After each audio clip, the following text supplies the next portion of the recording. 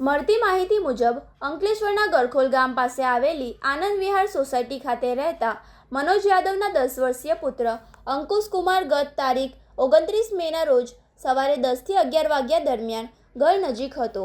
આ દરમિયાન કોઈ અજાણ્યો ઈસમ બાળકને લલચાવી ફોસલાવીને પોતાની સાથે અપહરણ કરી ગયો હતો। બાળક મોડે સુધી ઘરે પરત ન ફરતા ચિંતાતુર બન્યા હતા। પરિવારજનોએ તેની શોધખોળ આદરી હતી।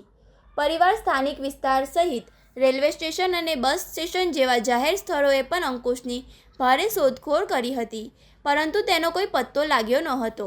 આખરે માસૂમ બાળકની માતા ગુંજાદેવી મનોજ યાદવ દ્વારા આ અંગે અંકલેશ્વર બી ડિવિઝન પોલીસ મથકે વિધિવત ફરિયાદ નોંધાવવામાં આવી હતી।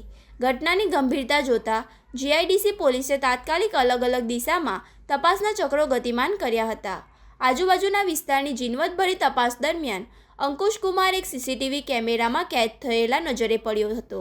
હાલ પોલીસે સીસીટીવી ફૂટેજના આધારે તેમજ બાળકના ફોટોગ્રાફ્સ સાથે અલગ અલગ ટીમો બનાવીને માસૂમને હેમખેમ શોધી કાઢવા માટે સઘન શોધખોળ ચાલી રહી છે।